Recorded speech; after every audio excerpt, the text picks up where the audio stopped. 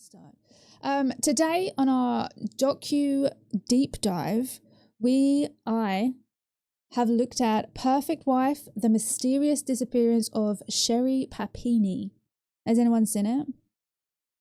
Let's get into this. I should have said that. No, a document deep dive today is Perfect Wife, the mysterious disappearance of Sherri Papini. Now, I don't know if you have seen this. It was interesting. It was very interesting. There was a couple of like twists and turns in it. Now, when I started watching it, I had already seen the synopsis to it. So I kind of knew the idea of what was going to happen, right? But obviously I didn't know like the ins and outs of it. So we start the documentary November 2016 in Redding, California, right? And we start by, there's a 911 call. Jeez Louise, what a beginning. There is a 911 call made by her husband Keith because he comes home and she's usually there, but she's not there. So he's worrying like, where is she? And he gets the phone app. You know, the phone app you can do where you can like find someone else's phone. I think people do it like when they're in like family situations. So they know where like the kids are and the wife, you know, all of that kind of stuff, right? So he goes on to the, I don't know, find a phone app, and he finds that her phone is just down the road. So he goes down the road, finds her phone on the ground, like wrapped in the headphones, and also like a clump of hair, right? So then he phones 911 and he's, you know, down the phone, very upset, like he doesn't know where his wife is. He's worried about her. He's found the phone down the road. He just doesn't know where she is. He knows that she may have gone for a run, but you know, that's all he knows. So they come over, fast as they can, and they start like going through the house and stuff like that. They question the husband, and he says, you know, that he called her or something, or maybe he like texts her. I think they said at lunch, I think she asked him to come home for lunch, and he couldn't. And I think that was like the last time he'd heard from her. They check their mailbox. They have one of those. This is very different for me because obviously I'm from the UK. But you guys, in some places, you guys have like the mailboxes like down the end of your drive, right? Like the big square type mailboxes. I'm so sorry, but it's very weird to me because like we just have the, you know, the post through our door. So to have like these big mailboxes, that was weird for me. But they had like down the end of their road. Well, that's what it seemed like on the documentary, right? It was like down the end of their road. It could possibly have been down the end of the street or something. They had all these mailboxes. So they checked their mailboxes. They checked like the house. They found out that her purse was still there with all her money and her cards and stuff in it, which they did find a little bit weird. If she's going somewhere, she's going to want to take money and her cards, right? But then again, if she was jogging, maybe she wouldn't have done that. So it wasn't as if like they were finding stuff that was like, we know exactly where she is. They kind of were just looking for stuff, found some things, but didn't get any fucking answers from it. Oh no, kidnapped jogging. That's what it kind of seemed like. Hang on one minute, guys.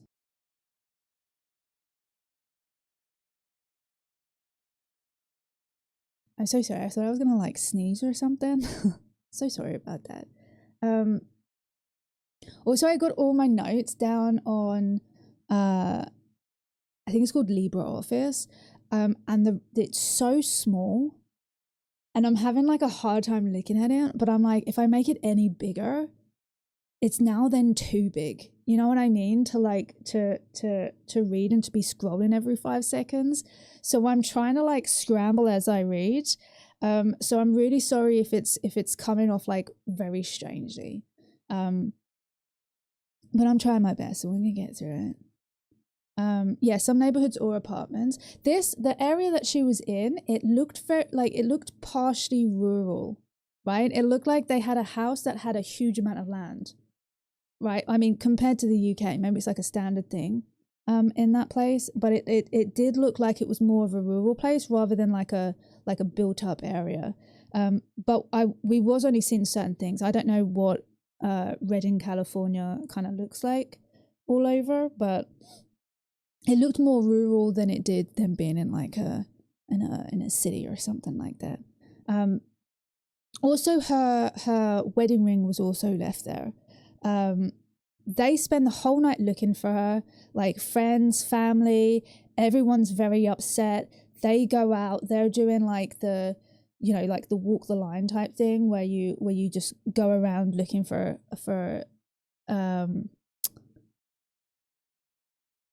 sadly in some cases you're looking for like body and evidence and stuff like that. There was a time when her best friend who was outside looking for her was saying like she was getting worried that they were going to stumble across her dead body, right? So that's how upset people were. That's how, you know, on edge everyone was, that she's been taken, she's gone missing, she's died, like all of this kind of stuff, right? And this is, I think, the way they put it wasn't just like friends and family, it was the whole town was thinking about her and stuff. But of course, with stuff like this, they immediately do look at the husband, right? And I don't think that's something different in this case. I've watched like a lot of police interviews where they're interviewing like people and stuff, and then I've watched stuff where the police themselves are getting interviewed and they tell us like, this is what we look for, this is what kind of happens. And a lot of them will say immediately in cases like this, they always turn to the spouse first. This is like one of the first things they do is they turn to the spouse. You know, maybe it could have been a domestic violence thing. That's the way they think, right? So I don't think that was anything different in this case, or if it was something like they found some evidence first off and that's the way. I think it was just like immediately in their heads, they had to go there first. I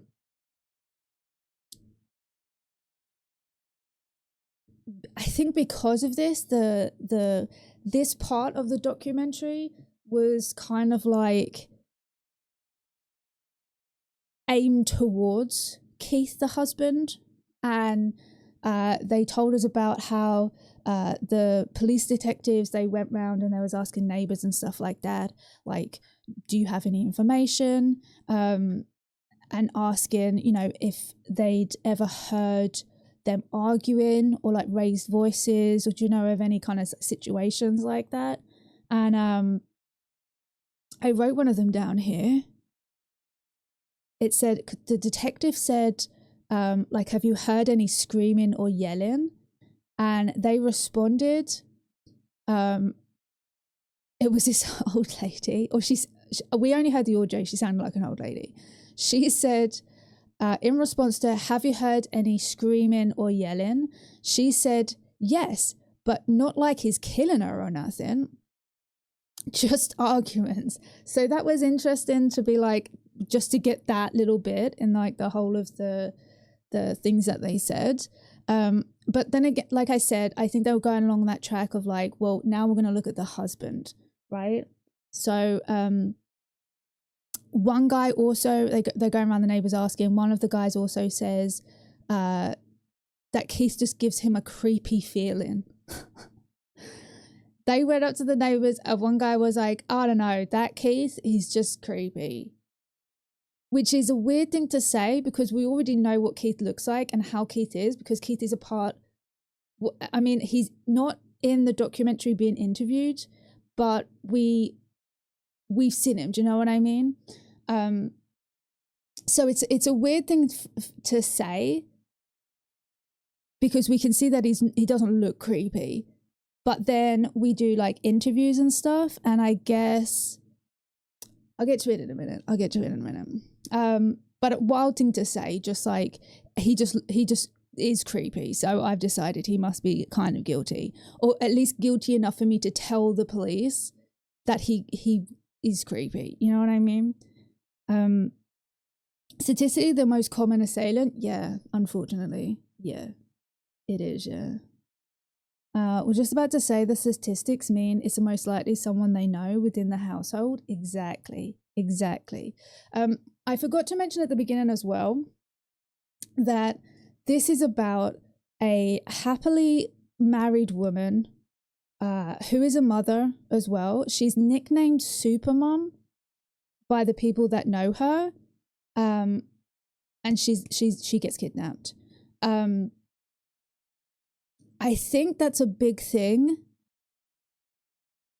to remember around, about this, is that how many people know her as Supermom, as a very nice person and Supermom. I think that's something to remember throughout this, and especially that they say this at like the beginning, like who she is like this Supermom, right?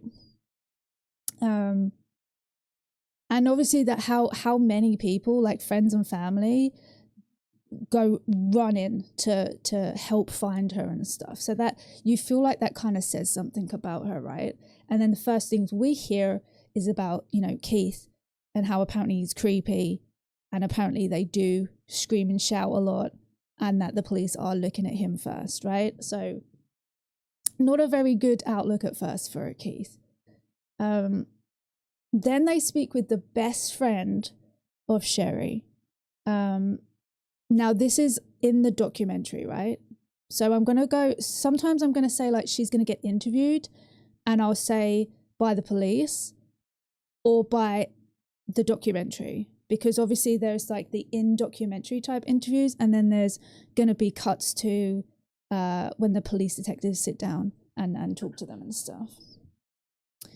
Yeah, she probably has a secret life. I will say, watching so many documentaries, anytime someone says like she's a great person, she's a supermom, or she's the best person that's ever lived, or something along the lines of she's great, as soon as they say that, I'm like, we're gonna circle back around to that in a fucking episode for sure. Like every single fucking time. The impressions people outwardly give aren't always what they actually are. Exactly. And one of the things as well I thought of when they said about he hasn't done anything wrong, he's just creepy, or whatever he said, I thought to myself, like, I wonder how many people think that of me, because like I'm not very social. If I go out, maybe I'll be like looking down instead of like eye contact with everyone that passes me. Do you know what I mean? I was thinking like, I wonder how many people know me only of like passing me on a Saturday when I'm going to get my fucking shopping, when I've got like my head down or something. And they think, yeah, no, there's nothing wrong with her, but like she's creepy as fuck. Do you know what I mean? And I started to think like, oh my God, do I need to smile more? Do I need to talk to more people? Oh my God, what if they think I'm like some kind of creepy fucking murderer or something? Anyway, sorry, back to it. So they speak with the best friend of Sherri, and she kind of paints the picture that Sherri had tried to paint to her, if that makes sense. So she tells the documentary crew that while she was having dinner with Sherri, that Sherri would tell her that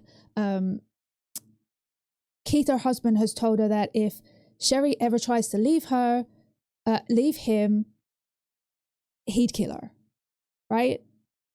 This is what Sherri sat down with her best friend and told her one day, that Keith would say he'd kill her if she ever left.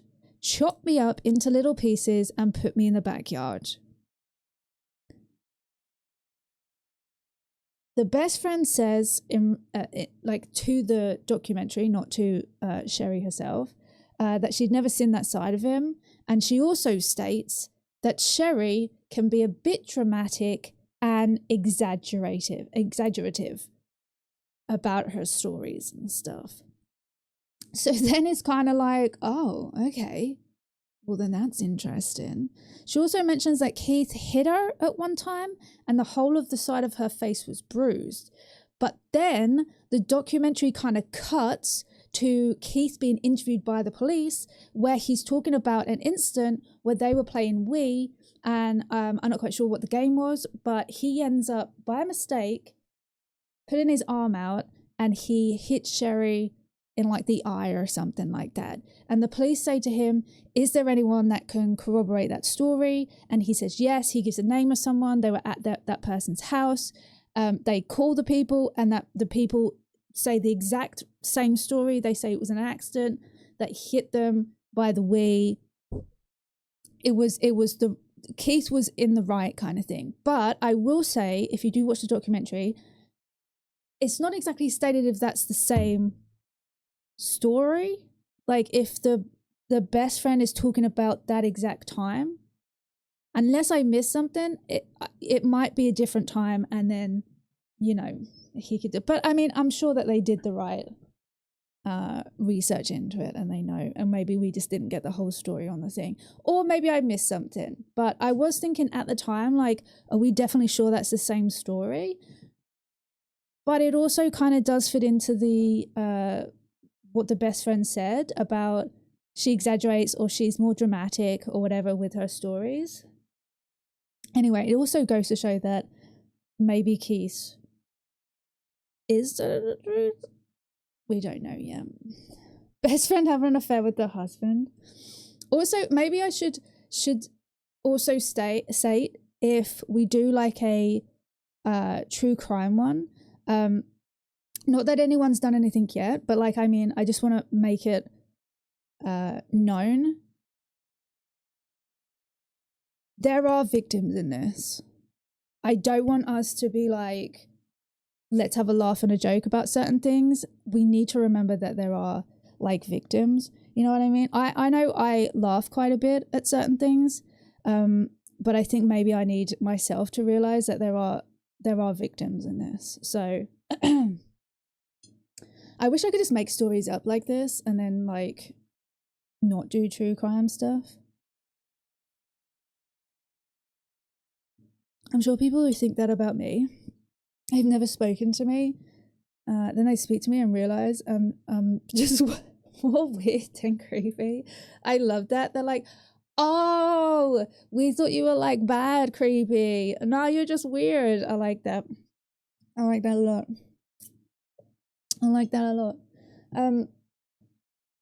So yeah, basically, you know, they confirm what Keith has said, that it wasn't like some kind of domestic violence type situation.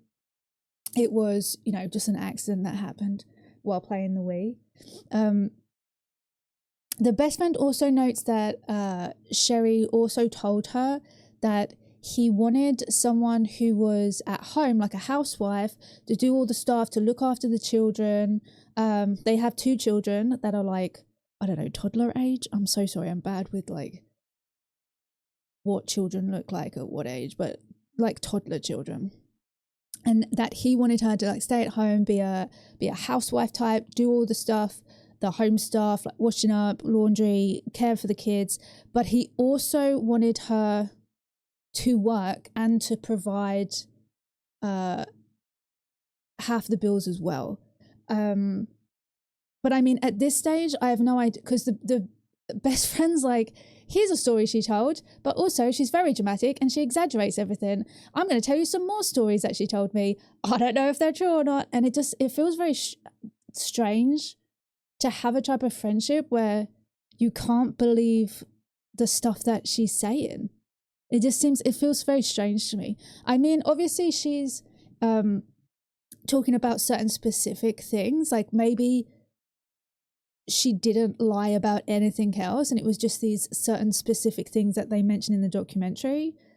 But it seems very strange that you would have a friend that you just continuously don't believe the stories that she's saying, you know? And the best friend again says she was like all over the place. So I feel like she kind of knows that Sherri's making a lot of stuff up. I don't know if she's calling her out on it. I don't think she didn't say that she was calling her out on it. I guess she was just going, okay, and then moving on. I don't know. But, you know, this isn't about their friendship. So,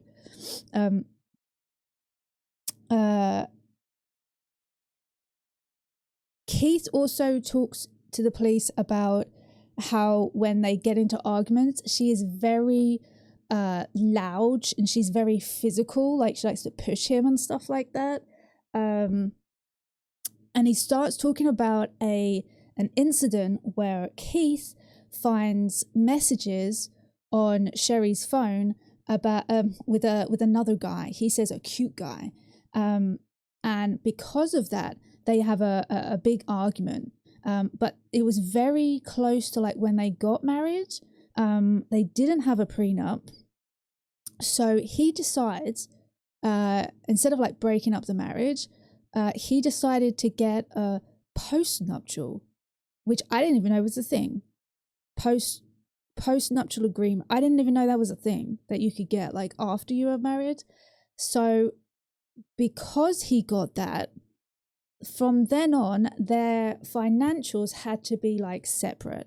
They couldn't have a shared bank account or anything like that anymore because he got that. He does also mention like men get destroyed in divorces, so that's why he got that or something. So maybe he thought they were about to divorce, but then they both had to sign the papers. I don't know where his head was at that. The interview then, I wrote down, the interview then gets a little bit weird. He starts talking about money because legally they have to have like separate bank accounts. And then he starts talking about her paying certain bills, and then daycare. And then she also gets a boob job. But then as we go on, like throughout the whole documentary, I think this part was about the fact that she had a job at AT&T. And then I think she got laid off or something like that, and she got like a chunk of money. I don't know if it was specifically got laid off, but like we'll say laid off. She didn't work there anymore, and she got like a chunk of money. And that chunk of money is what she was kind of living off, right? She didn't have a job. She was at home looking after the 2 kids, looking after the house, but she also wasn't working. And I wonder a little bit if that, like, he didn't like that, but I don't know. But anyway, they got like separate bank accounts, and I think that's what he's going on about, is that they paid their bills from this wad of cash, or she paid her bill, sorry, from this wad of cash, but then she also like got a boob job from it. And then he was like really strange about the boob job. Like, I didn't want her to get the boob job, but then she got the boob job. And then I was like, okay. But then he starts going on about money, that maybe she was going to get through too much of her money and not have any money anymore. And that she was probably not, she was good with money, but she wasn't good with money. I don't know. I don't really know. I'm going to put it down to that his wife was missing and he was getting interviewed, and I think he was just a little bit like all over the place. The interview does feel a little bit crazy, but then again, I mean, who's to say how you would act in this situation when your wife's been kidnapped, right? So there was some bits where he was like laughing. There was some bits where he was not. I don't know. Anyway, of course, then social media got involved, and there was lots of people chatting shit on social media, saying stuff like that he done it, that he's, killed her and put her somewhere. Not only that, there was a load of people that were like calling up saying that they knew where the body was, and just people saying that they did it and they knew where the body was and it's over here. And the police had to be like, I'm really sorry about this. You just can't listen to it. You know what I mean? You just can't listen to him. Where did I get to?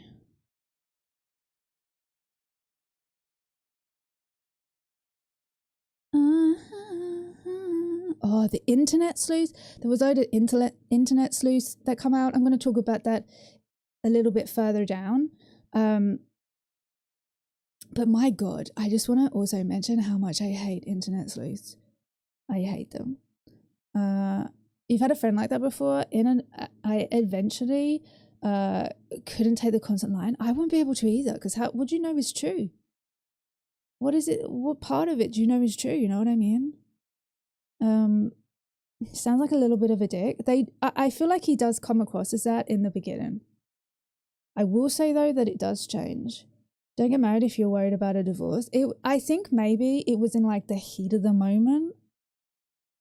I think maybe it was in the heat of the moment of like him finding the text messages, and then he maybe just assumed that there was going to be a divorce, and then he panicked that, you know, she was going to take all of his money or something. I don't know about that part of it, and I don't really go into that bit too much about the money side of it, but whatever. Anyway, there is something that is mentioned, and I just wanted to pull them up on it.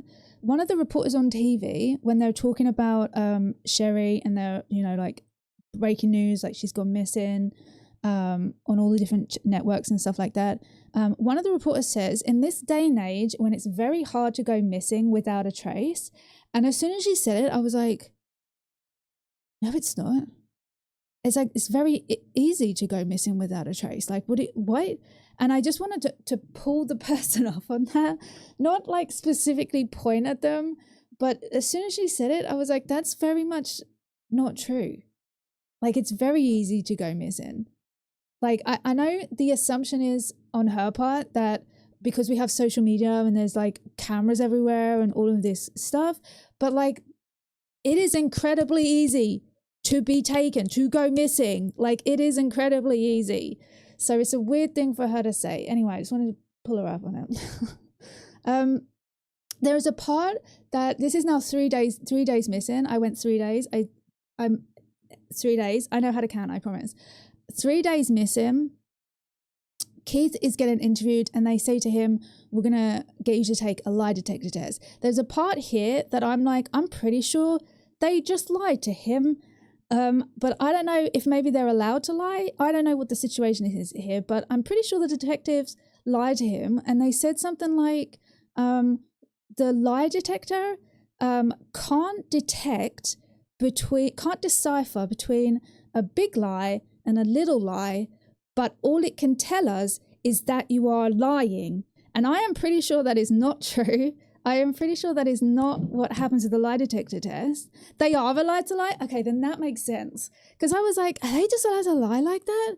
Because I'm pretty sure that's not how a lie detector works. Like, at all. It doesn't go like, yup, you're lying. Like, it doesn't. That's why it's like not accepted in court, right? As like a standalone piece of evidence or whatever. I was like, I don't think they're telling the truth. But I guess if they're allowed to lie, then yeah, they're not even admissible in court. From what, again, watching lots of documentaries on police stuff, they're usually used for like, as like a jumping off point, or to get people to talk about certain things in like the interviews after, or, you know, to know if they're on the right track and stuff like that. But for, you know, for this purposes, if they're allowed to lie, then I'm just going to give the thing a pass. Because I didn't know if they was allowed to or not in that kind of way. But I guess they are. Very much down to interpretation. Yes. Yes. Very much so. Anyway, he does this lie detector test, and he passes. And they tell everyone that he has passed, because all of the social media and stuff like that is going crazy on the fact that they think that Keith has done it. They think Keith has killed her or taken her or locked her up somewhere, whatever. You know what social media is like.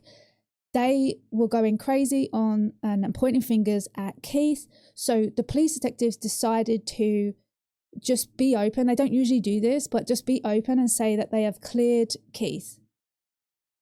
He was cleared on the lie detector test. He was telling the truth. He had nothing to do with it. They also link up on the documentary. They start talking about the fact that in 1998 someone else had gone missing, And everyone in the town is kind of, you know, freaked out that, oh, it's happening again. And apparently there was multiple missing women that have gone missing in the town, or maybe in the county. And they kind of link it towards like, maybe it's sex trafficking. I don't think they didn't share any evidence though that there was previous people that have been caught for sex trafficking.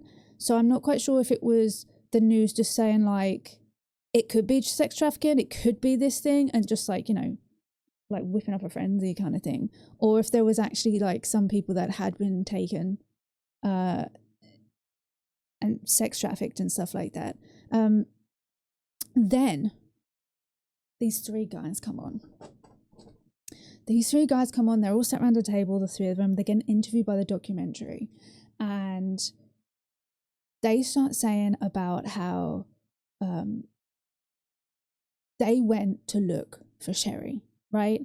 And basically that as they were looking, some people were very rude to them, telling them to like get off their land and stuff like that. And one of the guys was like, my way of thinking is that if you're rude to me and you're angry that I'm looking, that kind of makes you guilty.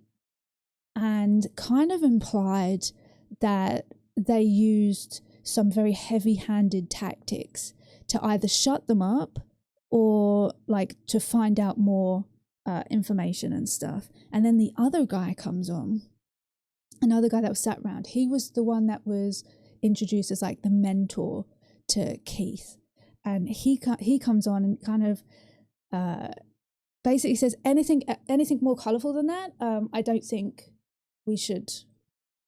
And he doesn't do that, but like I can imagine in his head he's doing that. So I can only imagine some of the things that they got up to. It cuts to a police detective getting interviewed, like the main police detective on there, and he says that like, yeah, so we also got like some information, some reports that they were being very gruff and impolite to people, and then going into people's houses, and then you know what, like using forceful tactics to get into like people's houses and stuff, right?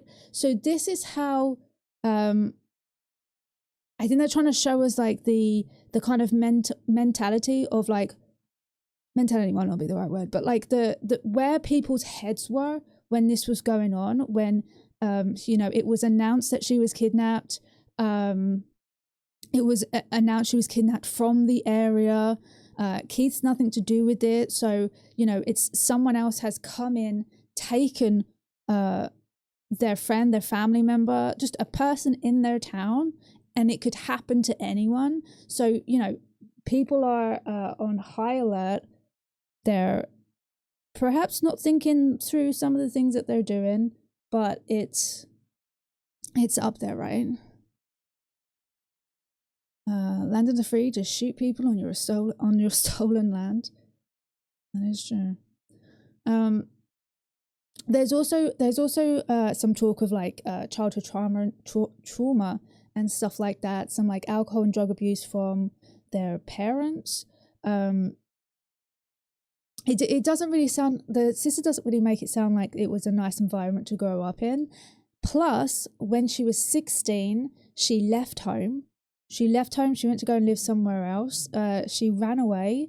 And then there's some talk of like some exes that she has that may possibly have been like abusive. But then there's also talk of like Keith was a knight in shining armor when she met him, right?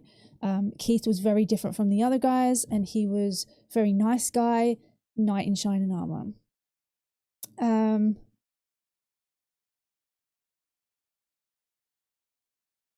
Then they start talking about Sherri. Now, Sherri was working at AT&T, so they start talking about a conference, and I'm going to assume that it is an AT&T conference. I'm not quite sure if I missed that or if they just said conference, but in 2011, she went to a conference, and she spends her nights with a guy drinking and partying. Now, it is not said whether or not she slept with him, okay? unless I'm missing some like some big thing that was said, and that it made it like assume that they slept together, I'm gonna say that I have no idea if they slept together or not. They didn't say that. She spent the night drinking and partying with a guy. They go and talk to this guy. She does tell the guy that she is married, but she paints Keith as like a very evil man, like he's abusive and violent and keeps her in the house and doesn't let her go anywhere. But the man says he actually just didn't believe her at the time. The guy's name was Donovan, and they kept texting after she got back from the conference. Those are actually the text messages that Keith found that time when they were very new to being married. So those are the previous text messages that Keith saw. Now I'm going to also assume that when they say they kept texting each other, that after Keith found those messages, she continued to text him. So Keith, I'm imagining what that conversation went like. They obviously had an argument about it, and she probably said something like, "It'll never happen again. I'm stop texting him. Like, I'll delete his number, blah, blah, blah." Keith, I assume, believed her. They continued to be married. She continued to text him. So there's that. Donovan, the guy, texts Sherri the day before she goes missing. She gets kidnapped, right? And he says to her that he's in San Francisco. Would she like to meet up? She says no. But within those text messages, she does say she has to like pass up going to meet him. But he mentions something like, it's a shame that destiny keeps putting like these blocks in our way to stop us like being together. And in response to that, she says, a solution could be in the works, although I'm afraid that once it happens, I might be too late again. And this is the day before she gets kidnapped. Okay? Day before she gets kidnapped. Keith is being interviewed, getting told this. He's fucking devastated. He's fucking devastated. Now there's a theory on the table that she could have just walked out of the marriage. That she wasn't kidnapped, that she could have just walked out. Remember, there's like, they've not really found anything other than the phone that was dropped on the floor with her hair in it. And the fact that her purse with all her money in it and her cards and her wedding ring was left in the house. That's all the information that they have. Now, they have information that she has been texting someone for a really long time, and that she may or may not have wanted out of the marriage. Whew. Whew. Very interesting. So that's the day before she gets kidnapped, right? We move on. Okay? This has now been happening for 22 days. Keith has been on, getting interviewed, being on the news and stuff like that. He is just for 22 days consistently wanting to find his wife. Friends and family been doing the same, right? 22 days missing. It's Thanksgiving morning, okay? She gets found on the side of the road. She's found on the side of the road. The documentary gives us a 911 call, right? From a guy, and he says on the phone, she says she got pushed out of her boyfriend's car. And as soon as he says that, you hear a scream from the background, screaming, "No!" What he said was wrong. But I feel like maybe we need to hold on to that he said that, okay? Maybe we need to hold on to that a little bit. Just hold on to it for a sec. She says she's been chained up. She doesn't know the face of the person who took her. They show some bruises. Maybe a small little trigger warning here, because I'm going to talk about her injuries. So maybe a little bit of a trigger warning if you don't want to hear this. They show pictures of her injuries. She's also got a zip tie. I think it might be on her leg, not on her arm. I'm very sorry. I can't remember if she had one on her arm or just on her leg. She has bruises all over her. On her arm, she has, I remember this so, like, it's like burnt into my brain, because I was like, that is fucking awful. She has I'm going to assume, a burn on her arm, which looks like a fucking hole that's like scabbed over. It looks so bad. She's got that. She also, please hold on to your seats for this one. She has also been branded, and she has Exodus and something underneath that I couldn't read, but I'm going to assume, because it says Exodus, I'm going to assume like a Bible verse. So maybe it was like the lettering for a Bible verse. Because I think Exodus in the Bible, right? It's a lot.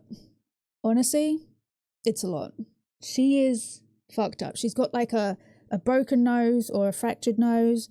She's got bruises all over her face, all over her body. She is in a pretty bad condition. She's just screaming to see her husband, right? She only wants to see Keith. She's screaming to see Keith. And he talks about that first encounter. Now, I just want to take a minute here to be like, I can't even imagine what could possibly be going through his mind. She's been gone 22 days. 22 days. I think at one point he hadn't told the kids, like, do you know what I mean? Just in case he didn't have to like traumatize them. But I'm assuming after 22 days, he had to say something to them. He's had to just wait for the police to do their job. He's had to, he's been looking for her. He's just been sat in that like emotional heartbreak of just all of it, right? He's just been a very bad place, I can imagine, right? He's now been told she's been found, but they would have also had to have like kind of given him a warning that she's in a very bad state, that she has bruises, she's got a brand on her, she's got burns, do you know what I mean? So he would have had to have been told of that beforehand, right? Because they would have been like, it's going to be a shock if we don't say, brace yourself. And now he's going to the hospital. He's walking through the hospital, just going through all of this in his head. Before he gets there, he opens up the curtain, right? She's behind the curtain. She's screaming. He opens the curtain. I kid you not, he says this to the documentary crew. He says, the moment I looked at her, I felt like she was lying.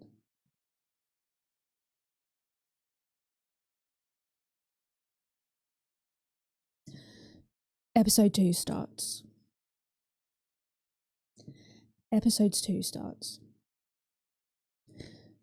He's just gone to the hospital, seen his wife for the first time, 22 days. Heartbreaking. She's in a very bad way. He said, the first moment I saw her, I thought she was lying. I felt she was lying. Episode 2 starts and they have like audio of her, I think in like the hospital where she's bawling her eyes out. like screaming and stuff like that. I think after Keith saw like the extent of everything, that he felt extremely guilty for that first thought that he had, that she was lying. I believe that he felt very guilty, and then he immediately put like all of the doubts that he had like out of his mind. Like all the doubts of her like lying or anything like that, they were just gone because he saw how bad she was. And I assume like most of us human beings would think, how would she have any part of this, right? She didn't want to talk to police. And I think she makes like a little comment about like they didn't believe her. Like she'd sinned, that they didn't believe that she'd been taken. They thought that she'd just walked out on the marriage. So it's kind of like assumed that she doesn't want to talk to the police because of that. But they get her to talk to the police through Keith. So she's telling Keith what's happening, and the police are there taking notes and stuff. So she explains that a lot of this part was like inaudible. Like I didn't understand what half of it was saying, but I pulled a few bits of, she said that there was two women. It was a dark coloured SUV. They spoke Spanish. Something went wrong, and that she just in general, she just wanted to come home and see her family, see her kids, see her husband. Again, she doesn't want to do any kind of interview without Keith. They do another interview in the house 4 days later. She'll only do it if Keith is there. And we see like the video footage of this stuff. Previously, we'd only had like audio stuff. Now this is the first time we've seen her. She sat down like on a dining room table, and she's doing her interview to the police with Keith there with her. And she's kind of like going through explaining like what's happened to her. As how manipulators work though? Yes, very much so. Very much so. But I think like for people who don't know stuff like this, like us here right now, right? Even if your only knowledge of this was this channel, we've watched a shit ton of stuff about cults, and we discussed a lot of stuff about cults, right? So we know a lot of like the manipulation stuff, the controlling kind of stuff. People who don't read about stuff like this, don't watch stuff like this, they don't know things like this. You know what I mean? Like that's not their first thought, is that she's manipulating me or she's lying. Like they just immediately think like, wow, I'm the bad person, because why would that happen? Like it's not that you can't, if you're like a really good person that doesn't know any of this stuff, like doesn't read about it, doesn't watch any kind of like police videos, true crime stuff. Yeah, that is what they rely on. They rely on you being like a good person, that in your head you can't even fathom like the horrible shit that people can do, you know? So she's doing like her interviews and stuff like that.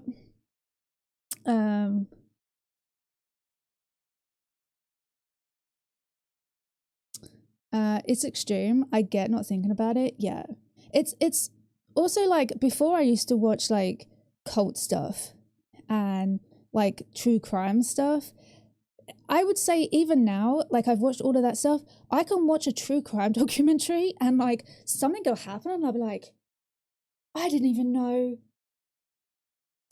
like a human being could do that. Do you know what I mean? Like even I know like the most horrendous shit, and I'm like, I couldn't even fathom that happening, you know?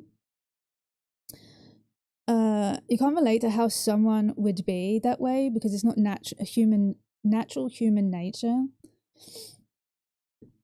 I guess for some people it is. Fuck. Where do we get to? Yeah, she refuses to do the interview without Keith. She also says like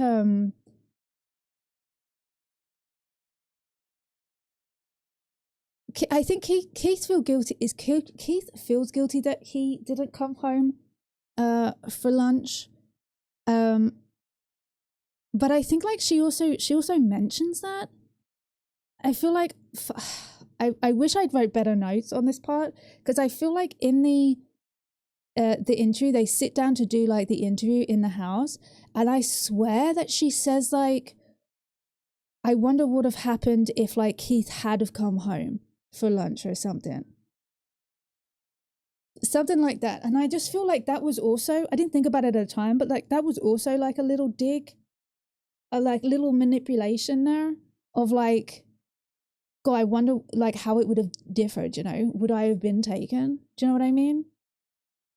But whatever. Yeah, she goes on to explain that she was picked up with two women. She was jogging, she got picked up, the SUV pulled over. She had her headphones in, and one of the women said something to her. She got headphones out, and I think she got closer to the car. They pulled a gun. She was taken, right? That was exactly what she said had happened. And she continues to talk about what happens.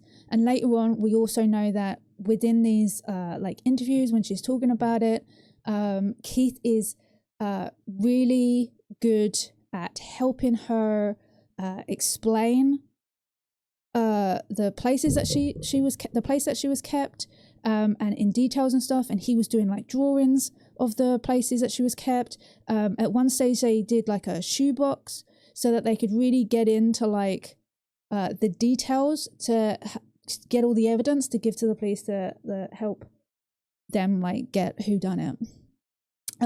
Also, I want to note as well, there was a bit in here that was the something that the police guy said. She was finding it really hard to come up with her memories of what had happened, and he said, I just wanted to add it because it was really good. I thought it was a really good way to do it. The detective says something like, imagine if there was like a blackbird in the tree on the other side of the road, just watching you when she was taken, just watching you. What do you think that he would say happened? And I just thought that was so like, that's such a good way to do something like that when you're trying to like think of what happens, because it takes you completely out of it. Like, you're not the person down there that's going through all these emotions, that's going through this trauma, this traumatic experience. You're out of it, and you're just looking down, and you're just picking out like the facts of what's happening, right? And I just thought I'd mention that because I thought it was a really good thing. It was very interesting. There's a whole bit that talks about the fucking media, and I wanted to mention this as well because there's a fucking knock at the door. Bearing in mind she's only just like got fucking back, right? And we're still on that she has been fucking kidnapped, and now she's back, and the fucking media turn up, and they're just fucking animals. At some point, I don't know if you guys know who this is, but Chris fucking Hansen turns up. And he's there, and he's in front of the fucking house with his microphone, and he's like, well, she's been back for a little while now. I think it's time that we see her and do an interview. Like, what in the fuck makes you entitled to fucking, like, I don't even fucking understand that. But, like, I just wanted to mention it because it fucking pissed me off. Keith also starts mentioning, like, when they first met, and how, like, lovely it was. And he's genuinely, I think he really fucking loves her. But he tells a story of, like, they got together, and she said she was married. And that she was married to a military guy, but they were only married because the military guy, he wanted more pay, and she wanted the benefits or something like that, because she was getting heart surgery. But she told him, like, but don't worry, we're getting a divorce. And then Keith apparently just goes, okay. Okay. We now never mention that again. Now, we never mention that ever again. There was no mention of her heart surgery again. There was no mention of that she was previously met. We just don't ever mention that again. Okay. Yeah, red flag. I don't know. It's fucking weird. Anyway, he genuinely seems happy. And now because we're getting, like, he's come on to the to the documentary. You know what I mean? He's now getting interviewed. Like previously, when it was like we were looking at him, maybe maybe he's done something. He wasn't a part of the documentary. We were just seeing like his police interviews and maybe like clips of him on the TV doing like the media posts and stuff. But now like he is in front of us, and genuinely he kind of at this time I was thinking he genuinely seems like a sweetheart. He genuinely feels like he really loves her, right? And he loves his family and stuff. They do then cut to Sherri's best friend saying that he is very protective over her, even to the point of controlling, that the reason she doesn't have a Facebook page is because of him and because he doesn't want her, he doesn't want other men like looking at her or talking to her. I will say again though, this is the best friend saying it, so I'm not quite sure if she's getting her information from Sherri, which we already know that a lot of stuff that Sherri's been saying is not true. I don't know. But that is thrown out there. And then they also do a little bit that in this context does look kind of damning, maybe in my head, but it does look kind of damning to Keith, because they cut to like a video that you don't know at the first part, but like it's a video of Sherri, but Keith is the one that's holding the phone, I assume. And Sherri's talking about how she went to a conference and left Keith at home, but surprise, surprise, Keith has turned up to give her a lovely surprise. He is here. He is secretly here to surprise her at this conference.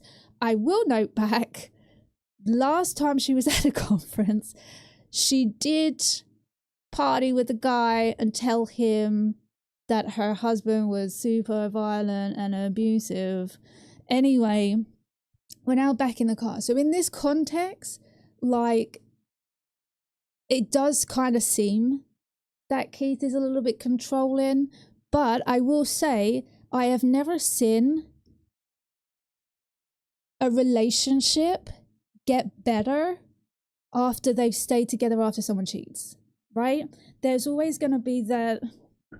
And not always, okay, there's probably like someone out there who has like this great relationship after this, but every time I've seen, there's always the other person's gonna be like worried that they're gonna cheat again, right? They're going away for a conference.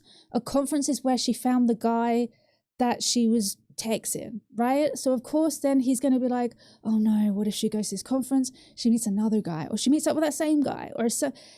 It's always going to be there. So whether or not he was controlling and she just made that up, or that he was controlling after he kind of caught her cheating, and then now he's like, oh, I don't know whether or not she's going to cheat on me again. I'm going to guess they probably didn't go to a therapist and work through it. I don't know, but here we are. There's also talks as well about they had a fight and he got violent and pushed her into a closet.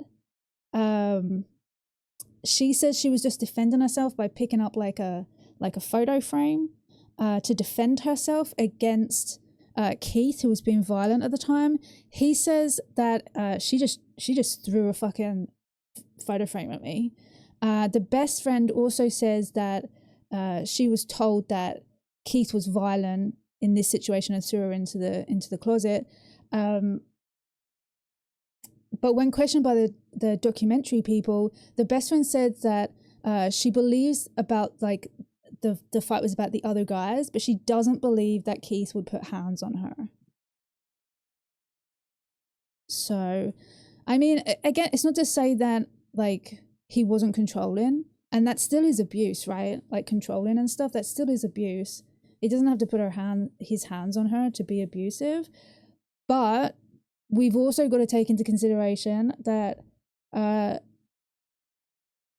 even Sherri's best friend has been saying that she lies, that she tells stories, she exaggerates, and half the things her best friend has told us, she has said that she didn't believe her, that she didn't believe what she was saying. So maybe he wasn't even control. Like, we just don't know. We just don't know. After this all happens, they come back.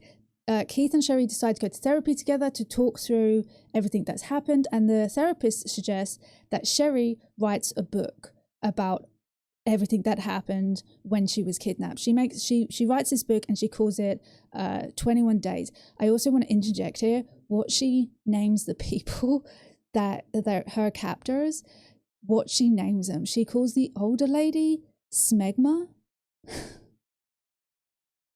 And she calls the younger girl Taint. Which is very funny to me. And I just wanted to tell you that. Yes, I just wanted to tell you that. Because I thought that was very funny.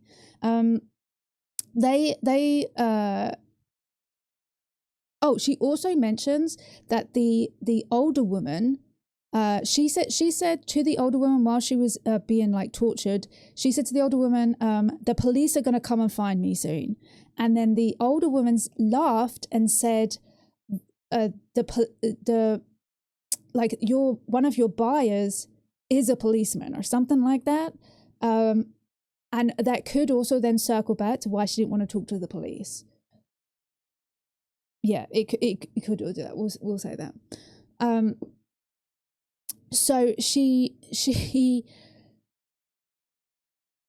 basically now lives in a state of anxiety. Not just her, but Keith and the kids. Right? They have a big security gate that they set up. They've got like a big camera system with lights.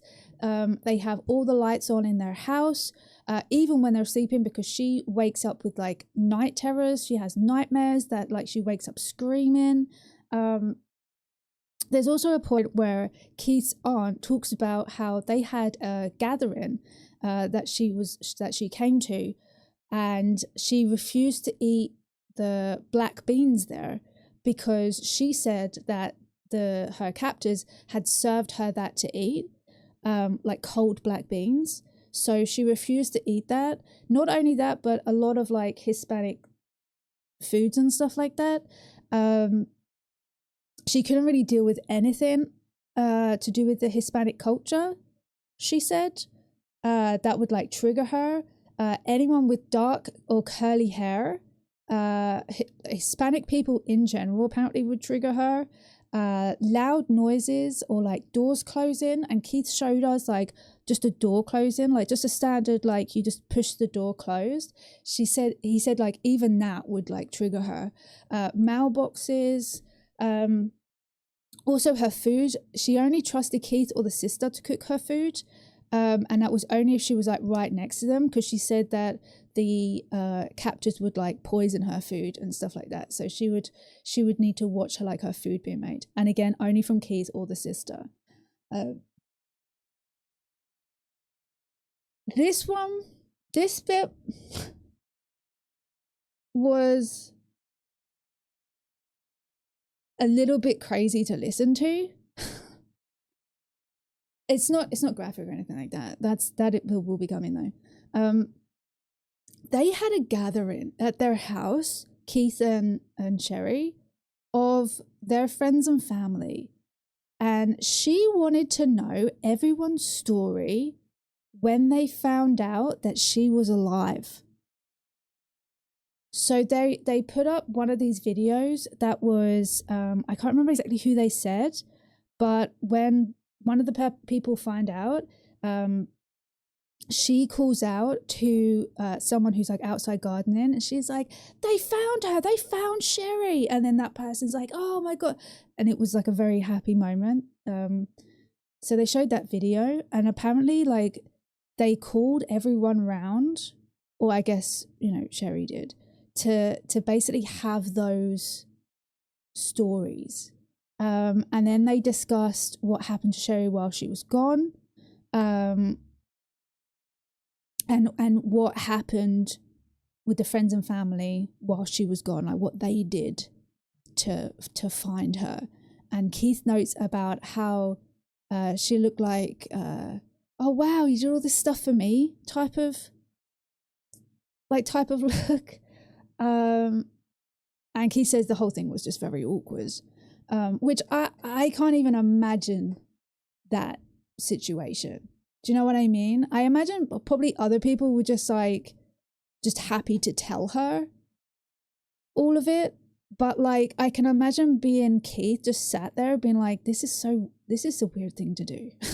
This is a very strange thing to do. Again, I've never been fucking kidnapped, so maybe this is just a normal way of dealing with it, but it seems very awkward. Keith then goes to the therapist and says he's not quite sure if he believes her about what happened. And the therapist says that all the times that she's spoken about it, her story has never changed.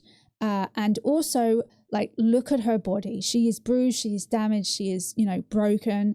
Do you really think that she could lie about all of this? And Keith says, yeah, I think she could. He says, yeah, I think she could. She's making this shit up. I mean, it's not looking good. I don't know what exactly happened. Still, trying to find out who the doubters were so you can be extra careful around them. Do you think? I saw it as her just being like, yeah, narcissistic and being kind of like, I need to know that everyone loved me and they and in my book they did enough. I think maybe something like that.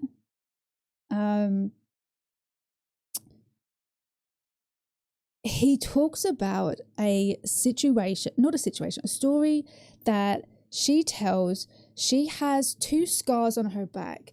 And the way he explains it is like, underneath the shoulder blades, as if she had like wings that had been cut off. Do you know what I mean? Like, so like 2 scars going down like underneath or like in between her shoulder blades. And he asked her like how she got those scars. And she told him that it was an abusive ex who had like 2 knives and ended up cut her, this abusive ex. But she told the best friend that she'd done it to herself, like in a self-harm type situation. So I think he talks to her like, you lied to me on this thing, about this thing. And she tells him that was your first wife because she now thinks of herself as like, wife 1 was the wife before I got kidnapped and taken and taken away from my family. And now there's like wife 2 who she says would never lie. It's not possible. And Keith goes, okay, and then pushes all of those feelings aside again, and then again feels extremely guilty for even the thought of the fact that she was lying to him, or that she was manipulating him, or that she'd made all of this stuff up or anything like that. And he just pushes it to the side again.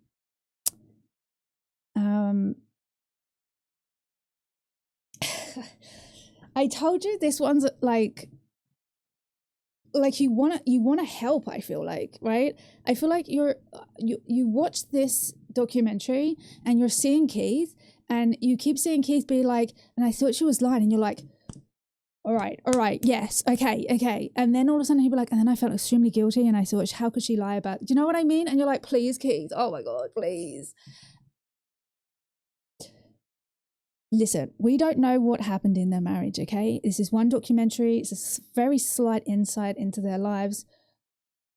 Maybe Keith was horrible to live with. I don't know. But all I know is that whilst watching this documentary, I felt incredibly sad for him and his kids. But like, I felt incredibly sad for him because I think a lot of the stuff that we see, you see how much Keith is like, trying to help. There's a part that I was just about to talk about where he's trying to he's sat down with her and he's like doing all the drawings to really fucking figure out what this room was that she was in, like the furnitures, to the point of, and this is something that very much helps the case, there was a closet in the place that she stayed, and they had a very unique design to it, how the shelves were. And he drew all of that. He drew it all down for her. So, and then he gave it to the police. There was also there was a table there, again, a very specific design that he managed to go online and find an actual picture of a table that looked very similar to it. So then he printed that off and he sent that to the police as well. So the police had a lot of information on the room and where she was held and stuff, because of the help that Keith gave, right? She then comes in and she says, I'm ready to go to a sketch artist, right? About the people who kidnapped me, right? And she does a sketch. Well, not she does a sketch. An artist does a sketch. And I'm just going to be real honest with you. I didn't like the sketch. I thought the sketch was pretty bad. I obviously, like, I'm not saying I'm like the best or anything like that, but I feel like it was like a pencil type sketch. I feel like in this day and age, we should be doing it by the computer one, where they have like real eyes. Do you know what I mean? And then you can just be like, is it this? Is it this? I'm not trying to put people out of work, especially not artists. But I don't think the picture was that good. Also, she gave the sketch artist it was like just the eyes and the hair, and then they had masks on.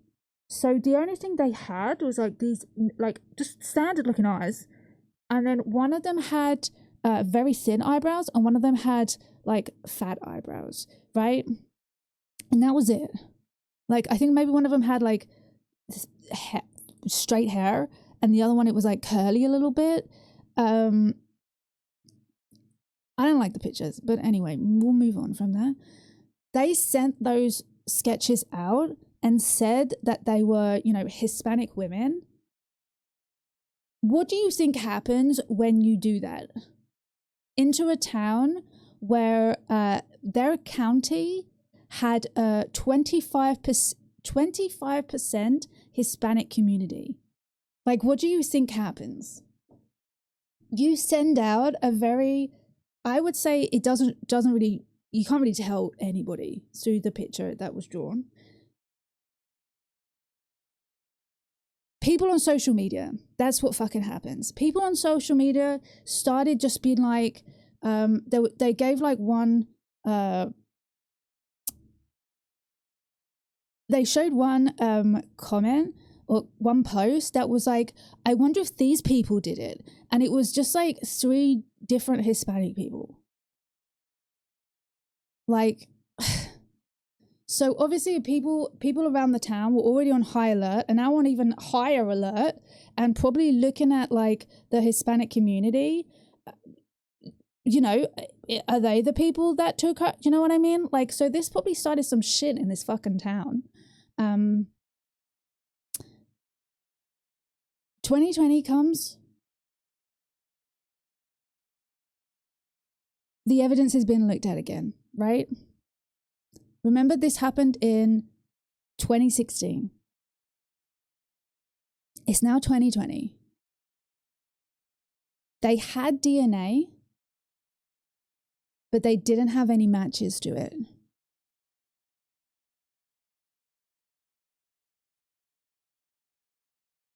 Keith and Sherri get a call.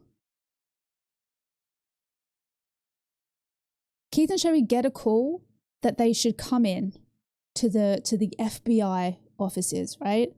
And Keith notes that like he was excited because he thought, first off, fucking finally, but secondly, like the FBI are involved, that surely that means they've got who it is, right? Or they're very close to getting who it is. It's now 3 years and 8 months and 20 days since Sherri has returned. They have the DNA. They sent the DNA off more recently, and they've got a hit. They've got a hit for the DNA. they talk to Sherri about it. Now they're getting like interviewed. We see the interview room and it's Sherri and Keith in there together. Keith is very excited. Keith, I feel is like, fuck yeah, we're going to get him today. Like, I think that's the mentality that Keith went in there with. Just pure, yes, we're going to fucking get him today, right? And the detective starts speaking to Sherri. We also kind of get like, we get a cut to them talking about, they go to see the person that the DNA matches. I don't think the DNA matched them. I think it was like a familiar, I can't say the word, familiar. It's in the family, DNA, right? So they go to this person's house and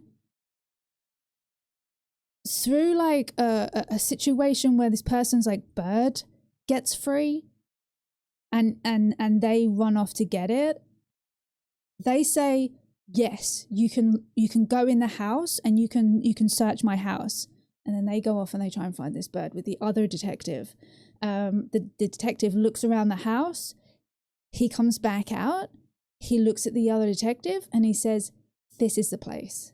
This is where she was kept. Cut back to detectives talking to Keith and Sherri.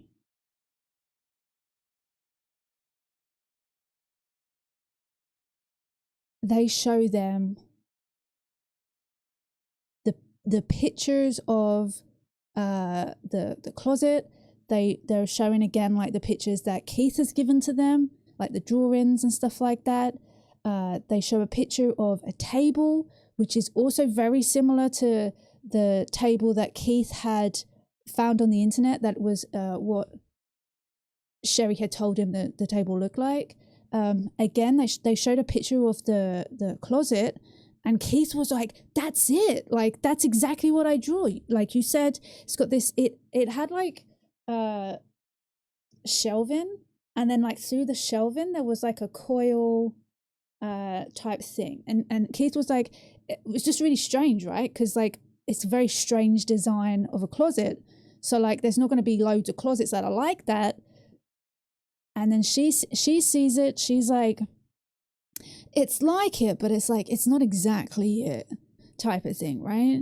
So she's like, it's so close though. It's so close, but it's just different. It's just different. Kate's still very excited, thinking like, this is it. We fucking got them, right?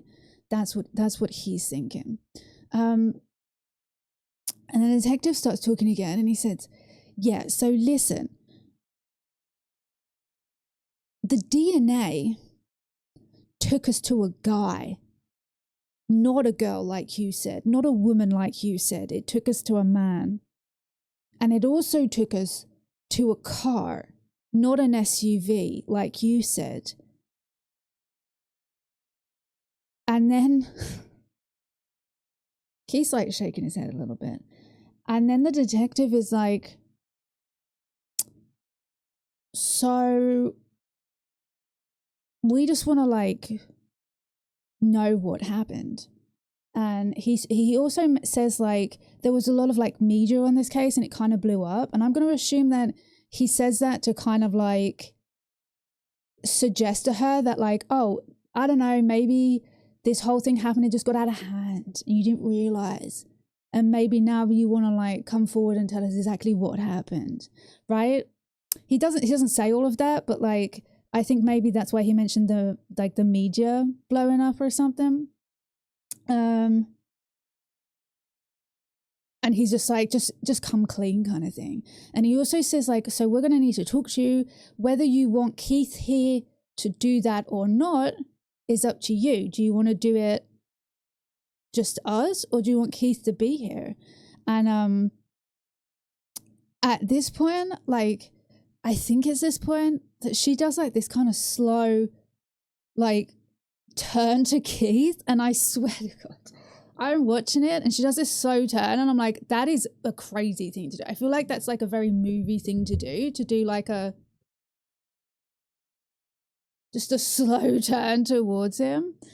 Anyway, she agrees for like Keith to be there, And she kind of just stays with it. She just kind of stays with it, like well, you know, like, I don't know, there was still like these women, and then that something like happened, and then the girl let her go, like the younger girl, like just let her go, and she keeps running with that still. Oh, before this happens though, she does, after they say like, do you want Keith to still be in here or not, she says yes. The detectives do go away for a little bit, but I think they're watching, right? And her and Keith have a conversation, and Keith's like, I feel like at this point Keith's like, well, I don't think I'm here to capture these guys. I think at that point Keith's like, I feel like something else is happening here.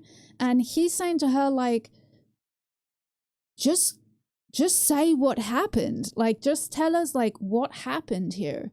Like, I'm confused at, like, why, just tell the truth of what happened. Because he doesn't fucking know what's going on.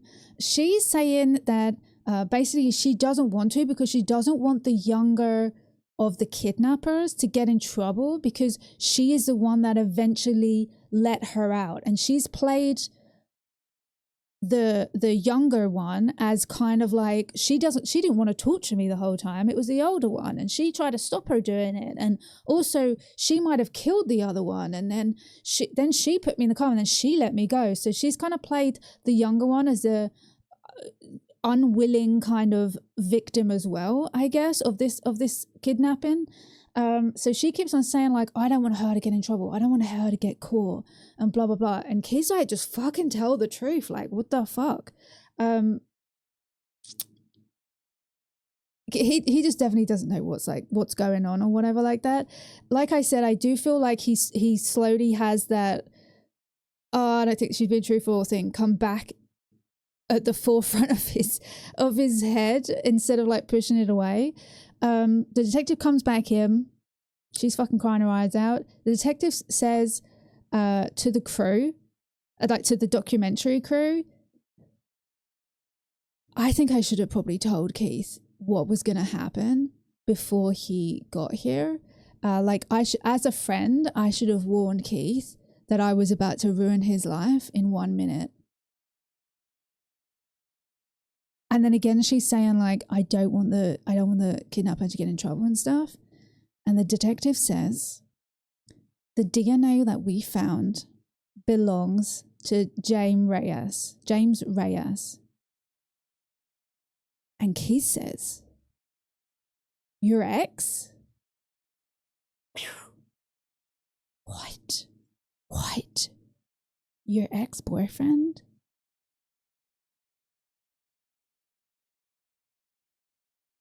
It gets so much worse than this as well. I just want to point this out. I can't even begin to imagine what fucking Keith is going through, right? After hearing that.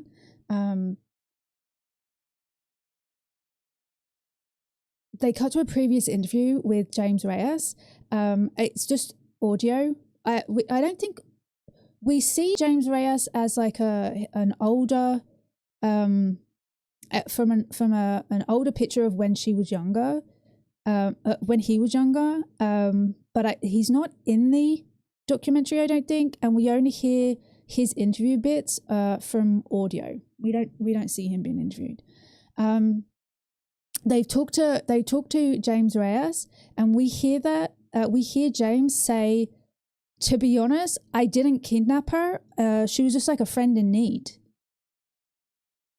And James has told them everything. Sherri is crying and saying like, no, James is involved. Oh my God, no, not James. Little does she know that James has already told the detectives everything, right?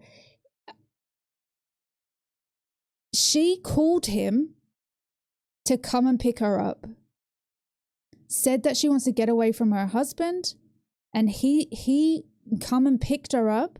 There was no kidnap involved, where there's no women involved. He pulled up, she got in his car, he drove her to his house. I think they said it was like 8 hours away or something like that. When they got to his house, he rearranged it so that she could have the back room to herself. And then she asked if he could board up the window for her, and he just went and got some planks and boarded up the fucking window of his house for her. There was a bit here that I think the detective was like, yeah, he just did it. Like, I think the detective was a little bit shocked that she was able to just like ask him to do something, and he was just like, okay, and just continued to do it, like without kind of questioning it. Okay, so this is the part where it's gonna get a bit wild, and you're gonna have to prepare for it, or you can mute for a minute if you want to. But I am gonna say some stuff about how she got her bruises and stuff like that, and the damage that was done. So if you don't want to listen to that, mute for a minute. It's only going to be about 2-3 minutes. So they're talking to James about what happened. And he says that he like never laid a finger on her, by which I think he means that he didn't like punch her or on purpose. No, not on purpose hurt her, but like violently hurt her in a I don't even know how to put it, but like I think he means that he didn't like start punching her, I think. Because what actually happened was she told him, he was a hockey player, or he was a fan of hockey. Non-consensual way, yeah, thank you. That might have been a better way to put it. She told him to hit the hockey puck that he had at her to create bruises. So he would just smash the hockey puck, smash her with it, right? To create the bruises. One time, now this is I think this is fucking wild. Like, honestly, God, when they said it, I had to pause the documentary and just be like, what? She got him to hold a hockey stick, right? Like, hold a hockey stick like this. And she launched herself across the room into the hockey stick, into her nose, to fracture her nose.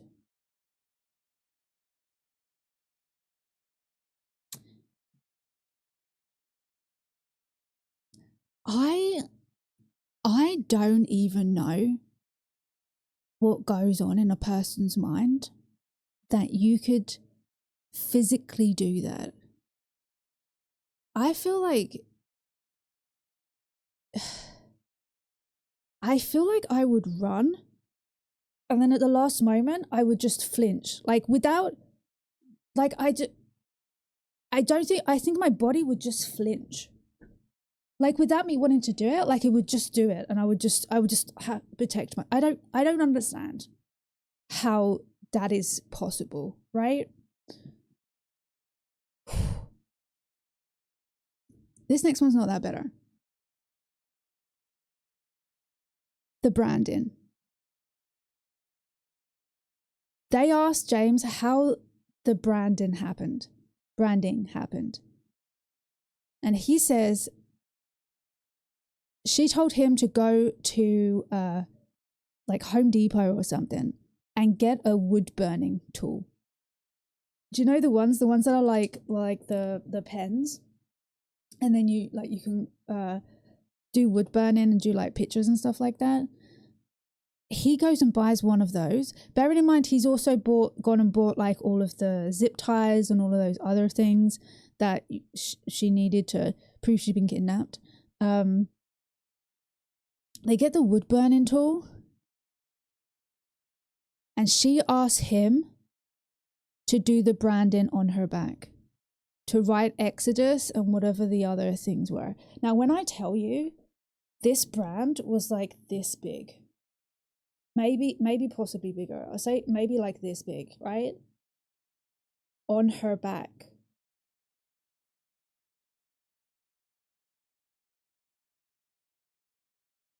I want to show pictures, but like I don't, you know what I mean? But like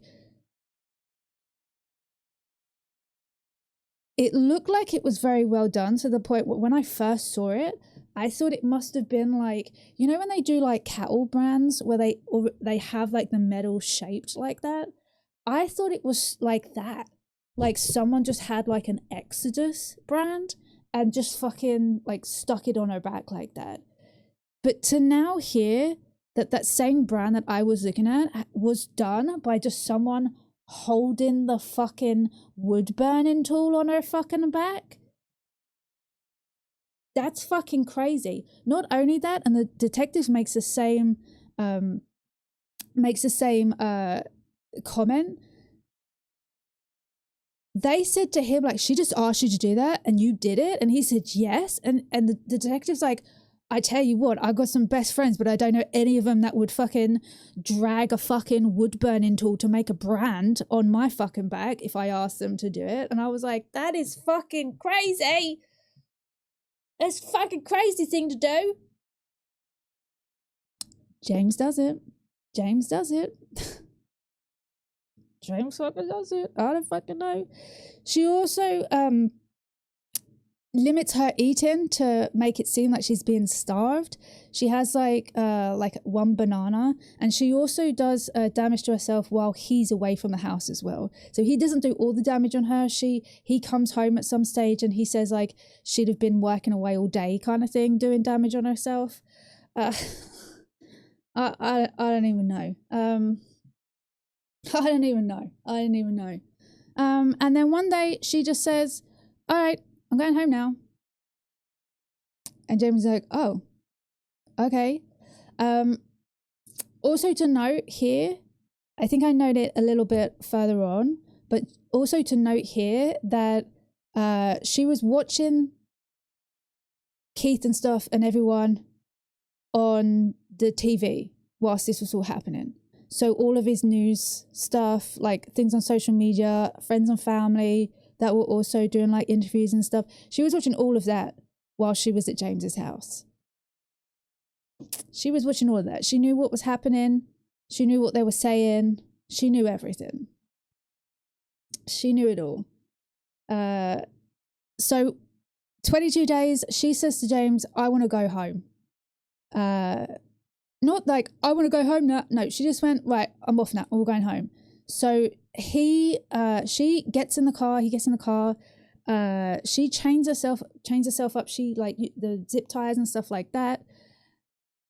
And then she says, here. He stops. She gets out. She doesn't say a word to him. She doesn't say goodbye or anything like that. Closes the door and he goes, okay. And he turns his car around and he goes back home.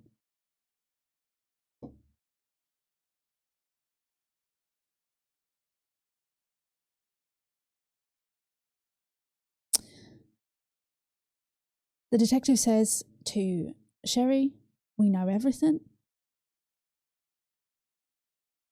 James has told us everything that happened. She still acts oblivious. Keith is in fucking bits. She still acts oblivious. She turns to Keith. She says, I think we need a lawyer.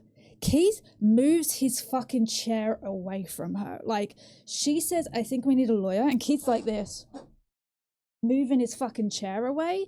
And he says to the detective, can I talk to you outside a minute? And he leaves. He goes outside. I don't even know. I'm going to take a 2-second break here to fix my chair. What are your thoughts, guys? I'm going to go through the chat. I poop. That is not what you think. Okay? I'm not pooping. I was just fixing the chair. The chair's all fucked up. Whew. What a ride this one is. What a fucking ride this one is. Like, okay, so now obviously we know what's happened. I knew that this was a hoax from the beginning because it was in the synopsis. It was in the synopsis that this was a hoax kidnapping, but it gave no detail to like exactly what. It just said that there was a few twists and turns in it, which we still have some. So I knew that it wasn't Keith up first, right? Like I knew that he didn't have anything to do with it, But also there was a thing in my back of my mind that was like, well, maybe he is actually, because they just said a hoax. They didn't say like it was only her involved. So now I'm like, well, actually, maybe I don't know anything. So it was still, even though they said that in the beginning, it didn't completely ruin like I want to say surprise, but it's not the word I'm looking for, but like the twist in it. You know what I mean? You need a lawyer.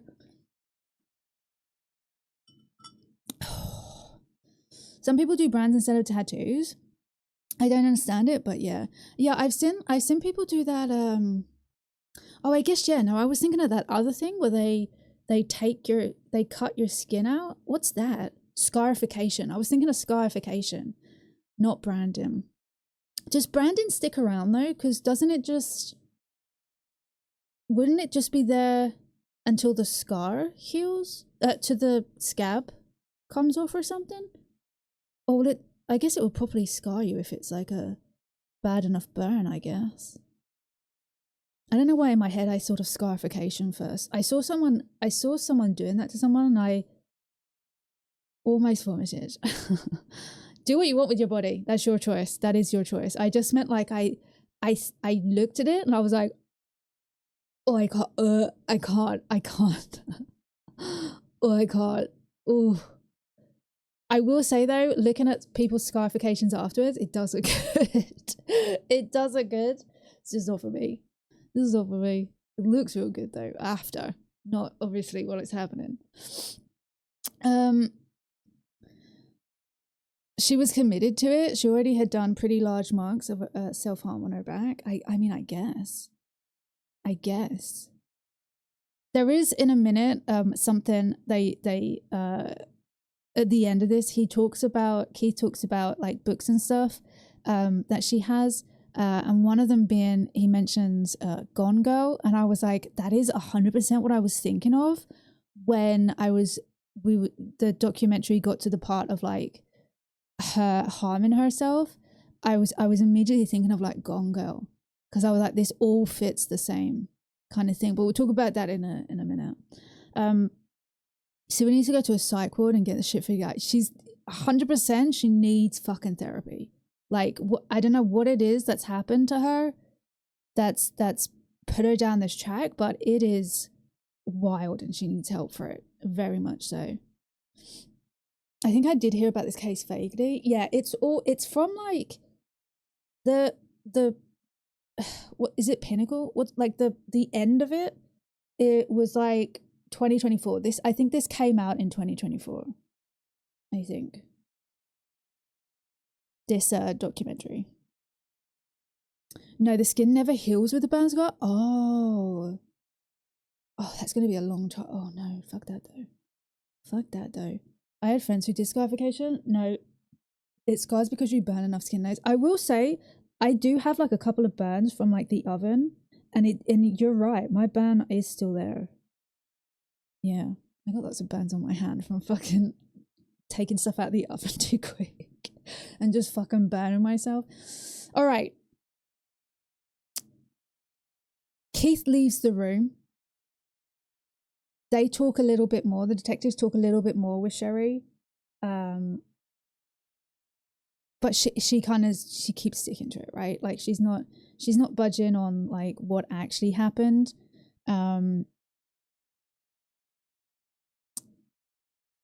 She comes out. Keith mentions that because when he walked out, he saw, and I can't remember what he says, but it's a specific kind of law enforcement officer, but I can't remember exactly what he says, and I didn't fucking write it down for some reason. But he sees a specific type of law enforcement, and when he saw that person, he then assumed she was just going to be arrested when she walked out, right?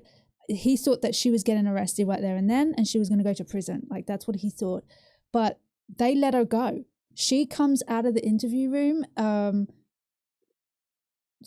she's chatting away to Keith, like, oh my God, like, I can't believe James is involved. You know, blah, blah, blah about the case. But basically, like, she's still trying to keep up that story that she was kidnapped. Now she's just got the addition of like James was involved in it, right? So they've let her go. They've just let her go. Keith is fucking zoned out. He's like, I'm fucking out. You've lied. Nothing of this is true. Everything that we've been through, that your fucking family's been through, that we put the kids through, all of that. There's a bit that they said that I think I forgot to mention is before, when I was talking about all the security stuff that they did, like the cameras, the gate, the lights on and stuff. One part of that, Keith talks about how when the kids go out and play, if a stranger or something would be outside or walking past, the kids would run inside because they didn't know whether or not, stranger danger type thing, right? And they were going to come into the garden and take them. She would panic as well, saying like, that stranger could take us or whatnot. All the time they were thinking that the kidnappers were going to come back and fucking take them, right? Like all of this stuff. And now he's like, well, maybe none of it was fucking true in the first place. So he chucks her out, right? And she goes to stay with his aunt. But she texts him all the time saying like, I wish you'd believe me. Like, it's all true, blah, blah, blah. You should believe me. You're my husband, blah, blah, blah. Just note too as well that the James Reyes was the abusive or supposed abusive ex-boyfriend that we were previously told about. Like when she ran away at 16 and they were like talking about like abusive boyfriends, his picture is the one that they showed. So just to note that.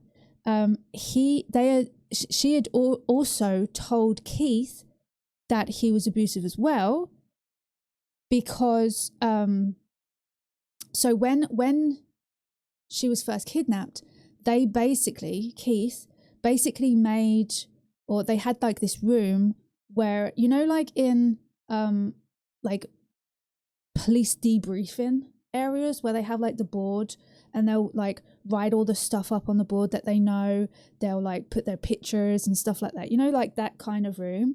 They had Keith set up like a room like that to help find Sherri, and all the friends and family were there and stuff like that. And they had names written up on the board of people like it could be. And James Reyes was on that list because Sherri had previously told Keith that that was her ex and she'd been in an abusive relationship to him. Keith had given James's name to the police and said, you should go and check that out, right? Bear that in mind. After he chucks her out and he has, continuously getting these messages and stuff, he's had some time to think about it. He goes to his mentor, one of those guys from the 3 guys that were going around looking for Sherri previously, and he talks to him about Sherri and like, what do I do kind of thing, right? And he says like, technically you haven't been given any evidence to suggest that James is telling the truth. Bear in mind, James has passed a lie detector test. Bear that in mind. He says, you don't really have any evidence to suggest that James is being truthful, and you don't have any evidence to suggest that Sherri is lying.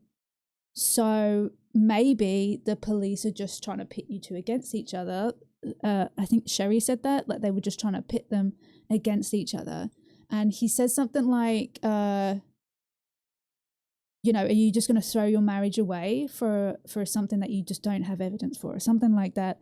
So James then, fuck's sake with these fucking names, I'm so sorry. Keith then also starts to think about the fact that he gave the police James's name all that time before, when they were still trying to look for Sherri. And the police did nothing. The police didn't even go. And then the detective comes on to like for the documentary interview, and he says, I don't know what happened. It's just something that just got past us. So they never went and looked into James. They never went to James's house. They never spoke to him. You know, like, and because of that, it put like a wedge between Keith and the police. And now you also have this, that he's not being presented with any evidence to say that James is telling the truth. I think it just caused like a big kind of rift between them. And Keith decides to go back with Sherri. Kind of, I guess, again, the guilt kind of crept up or something. And he gets back with her. Apparently the police say like she's very meticulous, like she cleaned up after herself and stuff like that. They do mention that there was one piece of kind of evidence that they had, and there was a fucking Pinterest board that she'd made that just had a load of wood burning tools on it. So I'm assuming she was like, I don't know, pinboarding her fucking kidnapping or something. I don't fucking know. But they go back over like the evidence and stuff, and they're like reviewing everything. They're reviewing like everything that James says, like where he was, like his car receipts. I think he like rented a car, so they were looking at all like the car receipts and stuff like that, like days that James had off work to like match it up and stuff. And they looked through all of that, and then Keith comes in and says something. He tells a little story of like what happened in the back garden not one time, like this is like, you know, current what's happening. They've already been to the police. They got back together. They were doing something in the back garden, and she had a wheelbarrow, but there was nothing in it, right? And she's like pushing this wheelbarrow, but she's making a big song and dance about it. Like she can't do it. Like it's too much for her. And she says something along the lines of like she's all flushed and she can't do it. And it's related back to like the 22 days when she was kidnapped, right? And in the kind of frustration, Keith says like, we're never gonna forget that happened, but can we go one fucking day without talking about it? And then Keith says, without missing a fucking beat, she turns to him and says, I'm the one who has to live with the fact that you never found me. This fucking bitch. Once again, manipulating him and making him feel fucking guilty, like he didn't do enough for her in her fake fucking hoax of a fucking kidnapping.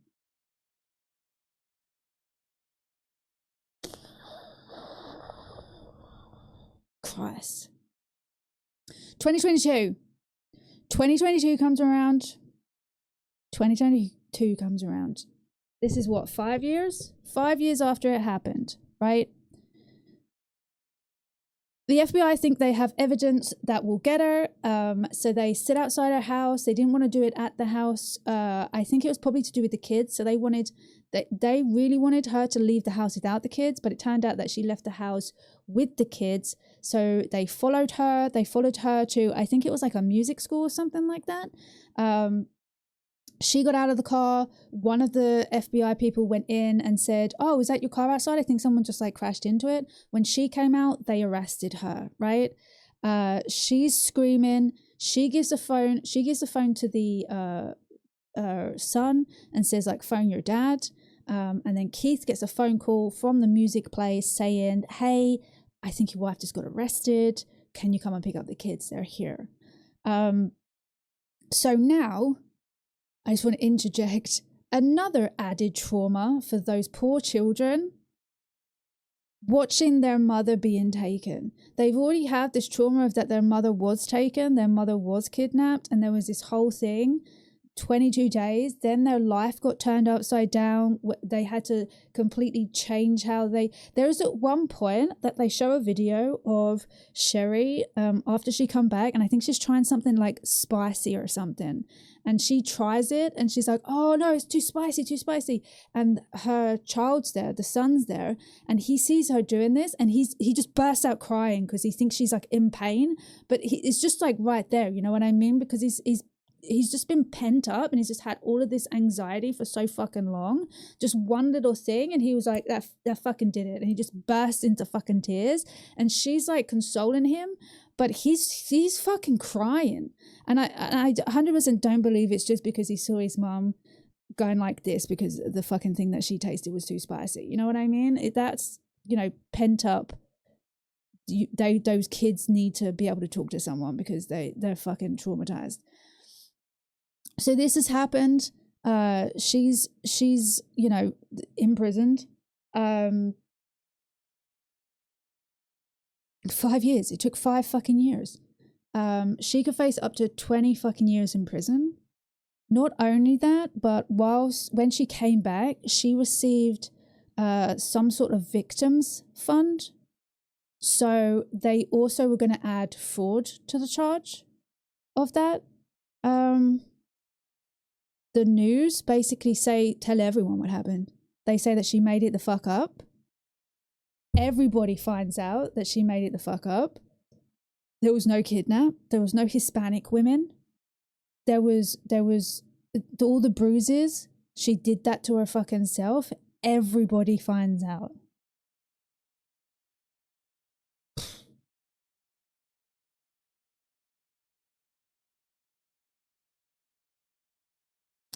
She gets out, and I assume that it's like she paid bail or whatever and gets out. She's at his aunt's house again, and she calls up Keith to talk. Bearing in mind, he hasn't spoken to her since, right? He went to pick up his kids that day, but he didn't see her. So she calls up to speak to arrange a meeting with Keith. He comes over to the house. She grabs him, takes him into like a back room. It's a very strange situation. She immediately gets naked and he's like, what the fuck is happening? I'm here to talk and you're like, we're gonna have sex. And she just very like, what's the word? Nonchalantly. She's like talking about how, oh, I'm gonna take the plea deal. I'm just gonna get 6 months. Like, don't even worry about it. Like, it's fine. And Keith's like, she didn't even give a fuck. And Keith was like, you said you was fucking innocent.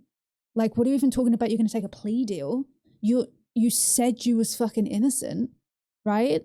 And she's just like really very much hashing over the fact that she's going to take this plea deal and that she's fucking guilty of everything. Keith talks to the lawyer and the lawyer says to him, like her lawyer says to Keith, no, she pretty much admitted that everything that James said was the truth. There was no kidnap, there was no nothing. And that she also was just sat there like watching the news as it happened and watching like her husband have an emotional fucking breakdown on TV. Her sister, her sister was like, I want to say her sister was pregnant at the time, but I might be wrong in that. But like when her sister found out that she was missing, she was fucking distraught. She was crying her eyes out. Watched all of that on TV and was just like, nice, everyone's gonna miss me. Like, what the fuck? Anyway, she gets 18 months. Not only does she get 18 months,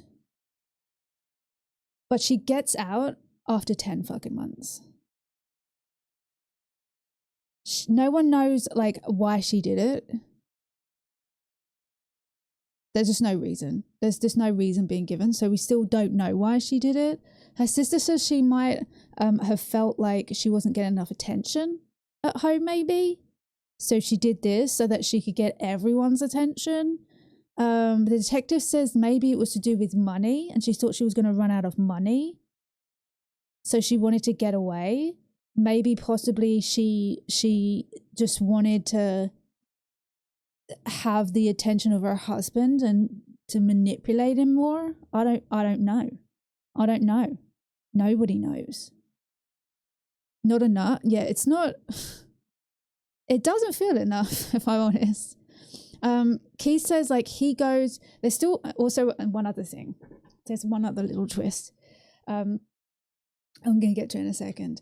Keith also goes through like her books and stuff like that she's got, and he wonders whether or not that she's been planning this for a long time, because she has a book of Elizabeth Smart, who was she was kidnapped, and she escaped her kidnapper after like 9 months, and now she's like an advocate, and she speaks up about kidnapping and like victims of kidnapping and stuff like that. And I think at one point they went to see her and her family. So Keith's like, I'm fucking embarrassed. I'm ashamed. Like I'm bringing someone who I thought was like a fucking kidnap victim to an actual kidnap victim's house, and then all of a sudden it comes out that she made the whole fucking thing up. Like he was really fucking embarrassed, ashamed, fucking guilty. I honestly God, I feel so bad for him. He also mentions Gone Girl, and after all of this, I really do feel like maybe she did have a long time where she came up with this, and she went through like Gone Girl, and I don't know. Do you all know what Gone Girl is? I haven't read the book. I watched the movie a while ago. It's got what's his name? Ben something. Ben Affleck. Ben Affleck's in it, and the other lady that I can't remember what her name is, but she's also a very good actress, and she fakes like a kidnapping. She tries to get like away from her husband or something, and then all of a sudden it like kind of changes into something different. She goes to stay with her friend, and then I think she then decides that she wants to say that it's a kidnapping, and she ends up like killing her friend and then pretending that she escaped him kidnapping her. And like Ben Affleck knows that it's not true, but like all of this media and stuff that's happening, like he can't say anything because she's also just told him that she's pregnant.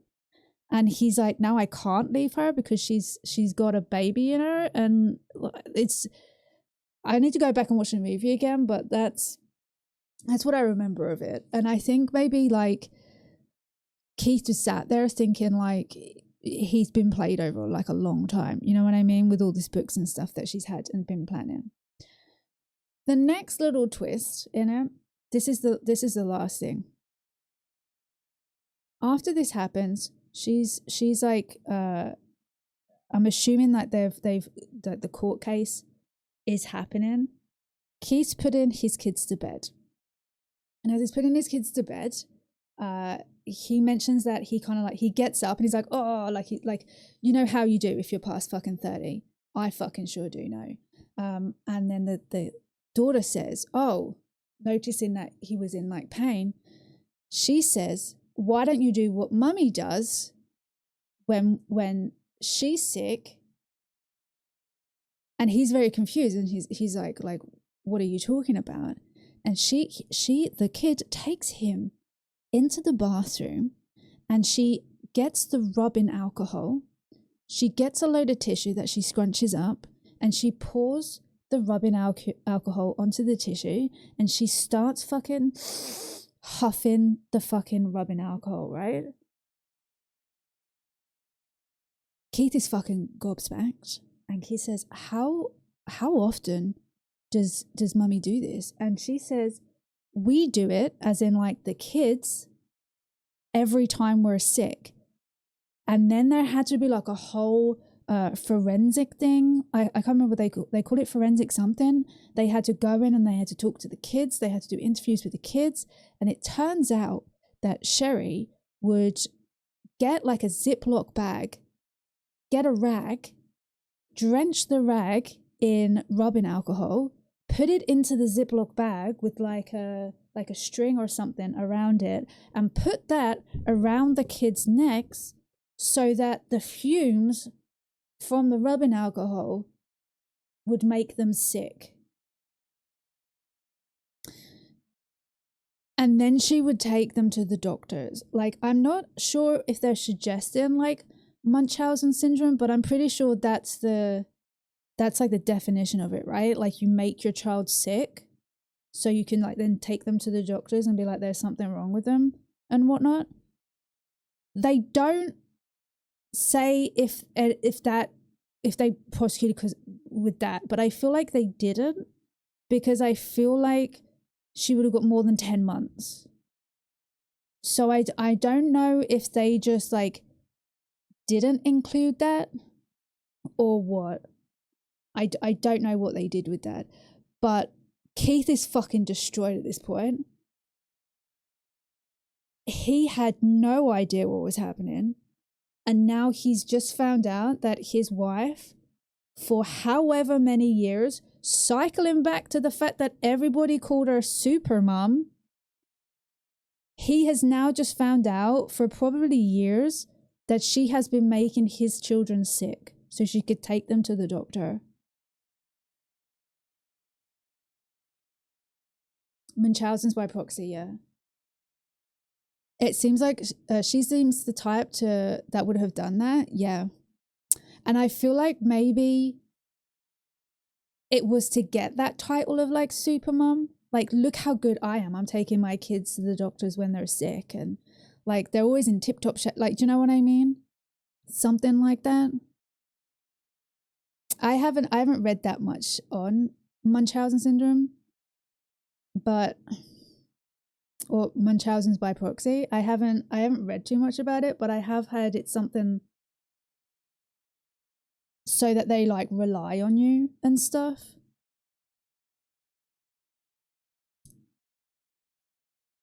She gets out in like 10 months. And there's this bit like at the end where they're like, this is them now, and it's Keith and the kids, and you know, it looks like they're getting on.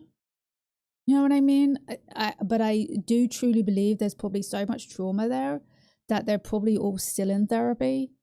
And they probably will be for a fucking while. It looks like they still live where they were previously living. So I can't help feeling that Keith probably feels bad every time he leaves his house, right? Because her name is his name. Those kids have the same name. I'm sure there's going to be people that will never forget in that town what she did. And yeah, what a mess she has made. What a fucking mess. He mentions that like she got out of prison and now she's like living her own life. So I'm going to assume that she either is not allowed to see the children or come anywhere near, or that she herself has just decided to just fucking do something else, right? And what I'm really sad about is that obviously she said she didn't want to be a part of the documentary, but I'm really sad that we might never know whether or not she got therapy, because now my assumption is that she left prison and she's just gone on to do this whole thing with someone else. Not obviously the kidnapping part of it, but like the manipulation and, you know, like all of that. Like she's just moving on to do some other kind of manipulation, stories, lies somewhere else. Like, you know. I don't know who Beverly Allitt is, but I do know the Emily Rose. Wait, was she called Emily Rose? Who am I thinking? The girl that's like very famous for it. She went to prison because her and her boyfriend kind of like premeditated the murder of her mum. Was that Emily Rose? Who am I thinking of? Yeah, that's her, yeah. I don't know who Beverly Allitt is. Not quite sure of who that is. But yeah, that's it. That was a documentary. That documentary was called Perfect Wife, The Mysterious Disappearance of Sherri Papini. And it was a fucking wild one. It was a fucking wild one. Jack, welcome in. You've missed the whole thing. Jack, welcome in. It's over. But yeah, that's it. It was a wild one. Do you want to discuss it a bit, or are you good? It's so crazy to me. I'm gonna put the music on for this bit. Hopefully we don't get pulled up on YouTube for doing it, but it was a fucking wild one. Because like I said, I watched it and I already knew which way it was going to go. Like I knew the whole thing was going to be a hoax, but obviously I didn't know the journey that was going to take to get there. And what a fucking wild one. What a fucking wild one. You was on a date? How did it go? Do you mean like it was date night? Do you mean it was a date night? What happened? Where did you go? What did you do?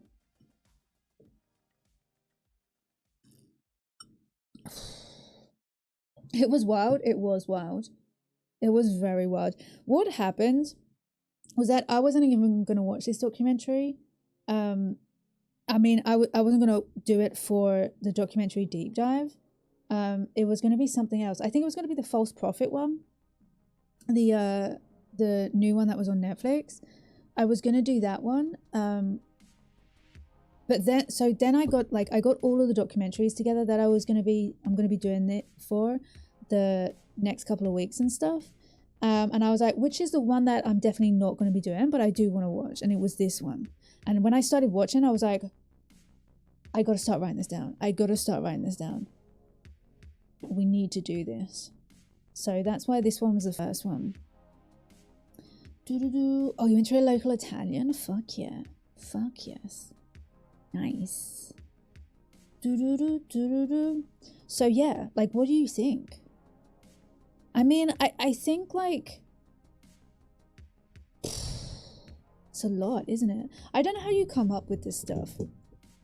Like as a person, I don't know how you come up with I'm gonna get my ex-boyfriend to come pick me up. I'm gonna stay at his house. I'm gonna do all this crazy shit to myself, and then I'm just gonna return, and everyone's gonna believe me.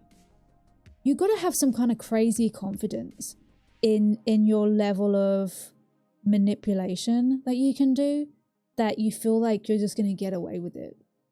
Because she came back after 22 days and she just continued to be like an actress and believe that she was going to get away with it. She had plenty of time to plan it. I wonder how long she was planning it for. Did the ex get charged with anything? I didn't even think about that. I think he definitely did. Because, like, he was a part of it, right? Let's see if I can find... Wait.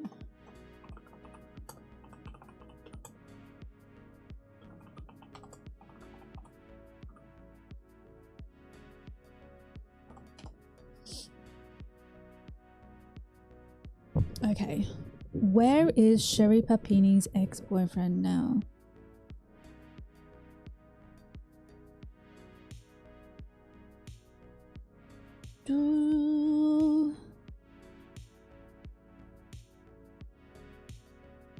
I don't want to read it all out. I just want to know what he got.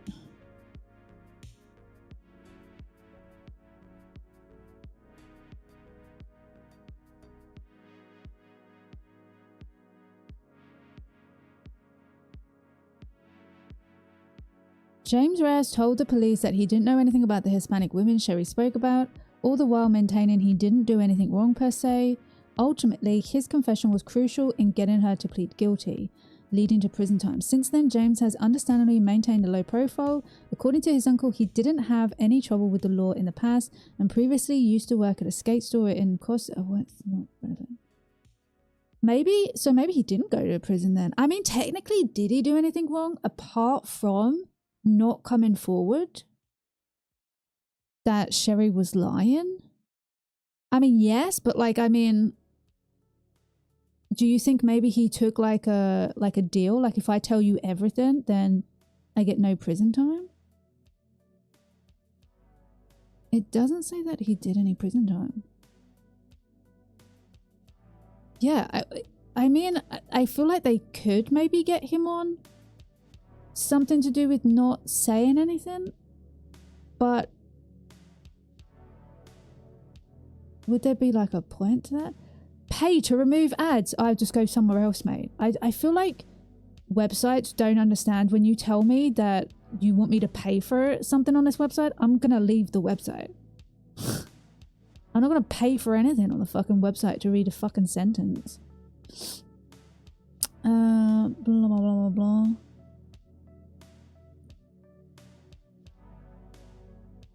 Yeah, it doesn't say that he got anything.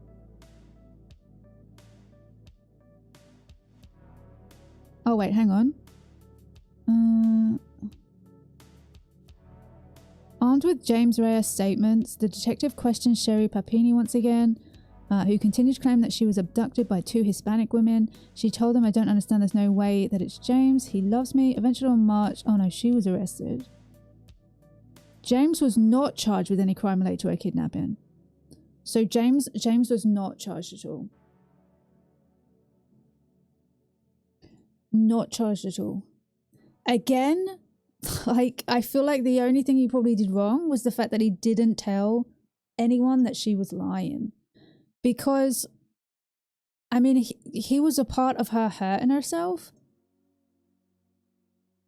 But I guess she kind of asked him to do that.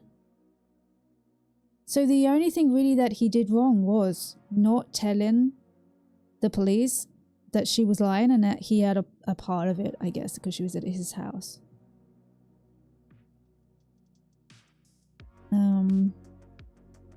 Faith in being able to keep it up.